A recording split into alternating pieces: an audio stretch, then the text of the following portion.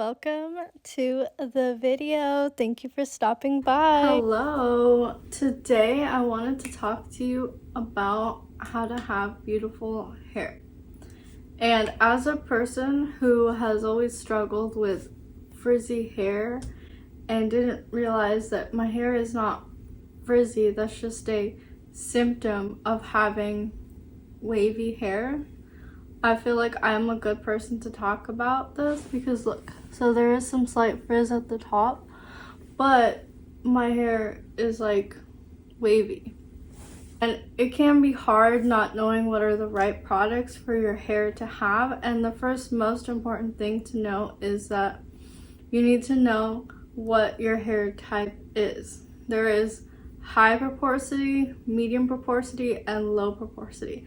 I have low porosity. You can Google that, or I'll insert a photos to explain it more. There are some videos you can quickly look it up. What are the porosity? So different kinds of porosity levels going to mean what kind of products you have, and therefore you can kind of research what kind of products may work for you. Like products for your friend's hair might work for your friend, but might make your hair even worse because you have a different kind of hair type. The two other things to know on having hair that everyone should know is what is your hair like texture. So is your hair completely straight? Is your hair curly? You know, do you is it weight of hair do you have? Because I can get advice from my friend who has straight hair, but as you can see, I don't have straight hair anymore, so you just have to find what products particularly work for you. And then the other thing to note is what is your hair amount, not like amount, sorry, like strand. Is it thin? Is it thick? Is it like super thick? Like is it coarse? Like I have a friend who she has a lot of hair, but the individual strands themselves are thin. So she doesn't have thin hair, but her hair strands are thin. And that affects what kind of product and also how much of that product. For example, someone with really fine, thin hair strands should not go for a heavy duty conditioner that I might use. And vice versa, maybe somebody with oily hair is gonna be a little bit more okay with products that can be drying or not drying. And these are all questions you need to know and have the answers to when figuring out, okay, what products do I buy for my hair? To recap is, what is my porosity? What is my hair texture? And what is the thickness or of my hair? Like, is my hair strands really thin? Are they thick? Are they super thick? What is that? And then also what you can do is find people with similar hair texture and hair types, and you can see what their products they use. But also there's some brands where you can do like a hair quiz and they'll tell you, ask you questions, how is your hair, and then you can like fill it out and then they'll tell you what products they recommend. Me personally, I like getting product recommendations from my friends who have actually used this. And I do have a friend who she has like the most beautiful curly hair, and she does have like a curly hair routine.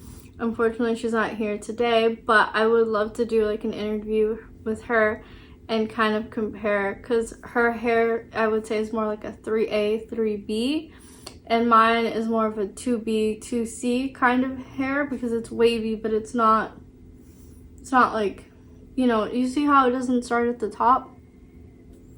So that would be really cool to like compare notes and recommendations. I did make a list on hair products I do recommend. Oh, and also the other thing is, like, if you have a friend who's a blonde, they use special products for their blonde hair. If it's, you know, if they're bleaching their hair and that's how they have blonde hair, it's going to be totally different from maybe you're a brunette and that's your natural hair color, because of they have to use the purple shampoo and things like that.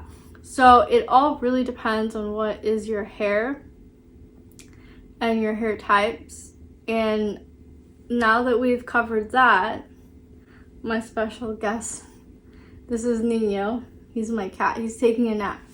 But another thing I would like to point out, like if you have a lot of frizzy hair, besides having frizzy hair, another thing, whatever hair color you have, you need heat protectant if you're going out in the sun. It's not just a blonde hair thing. I don't know who came up with that, but you need heat protection, so you can wear a hat or you can get like a heat thermal protectant spray. Just make sure that it's for heat on the products, but also for the sun, so that you're not like having to get a bunch of sprays, because you rather have something that's dual, so you don't have to like remember which spray is which. You know, you can lessen the amount of how many times you have to apply it on the product.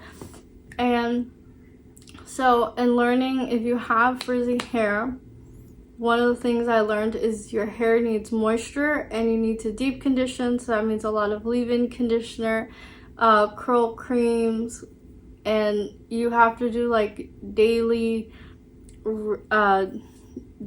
like refresh on your hair, and as well make sure have like maintenance. And you see now, like my hair is like, maybe it's not perfect, but it's a lot better from what it used to be. And this took me a lot of time and money trying different products and seeing what works and what doesn't work. And ultimately I was asking my friend who has beautiful curly hair, I was like, hey, what products do you use? And she kind of gave me recommendations and stuff. And now I am a deep conditioner girly. I have a leave-in conditioner. Another thing is having a bonnet. You know, a silk one would really help, but a satin one also does work. These things can, if you implement them into your routine, can really level up your hair care and your hair routine. So that in conclusion, if you have any questions, let me know, and I will be back soon, hopefully, and we'll talk later. Bye. Bye. Until next time. Talk to you later. Adios, amigas.